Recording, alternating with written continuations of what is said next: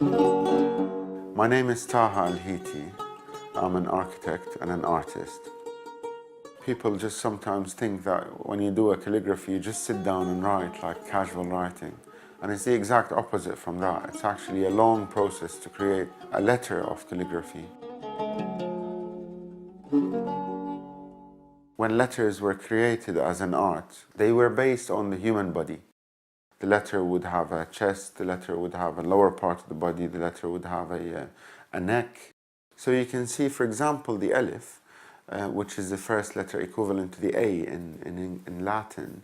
The alif in Arabic is exactly the human posture. It has the chest and the spine, which is leaning slightly forward, and it has the head of the letter.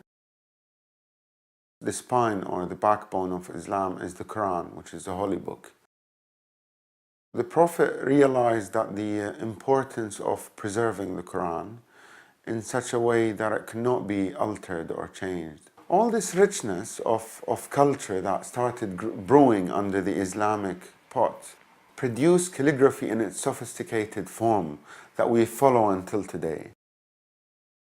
We use very strong rules and very tight regulations. If you have, sometimes if you have a pimple on your face, you can see it clearly because it's a bump.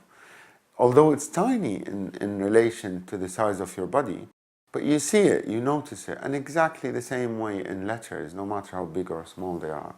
And that's what makes calligraphy very challenging, and sometimes people could call it as a labor-intensive art because it takes a lot of hours into one sheet of paper. And the combinations of some letters with others are very hard. There are names in Arabic or words in Arabic which are very hard to write. There are long words in Arabic which I was writing recently, and the problem with the word is that it's such a long word that it eats half of my composition. So half of my composition is eaten by one word, and I have 7 other words to fit in. It's just like trying to get 2 people who don't get on, trying to get them to sit and talk. And sometimes it's very hard because each one snaps from a different angle, and you have to, it's like diplomacy, you have to work them out. But at the end, the more experienced you are, the more diplomatic you become with letters, and the more your letters will actually speak back to you and accept to sit next to something they didn't want to sit next to. So I think that's the skill of the calligrapher.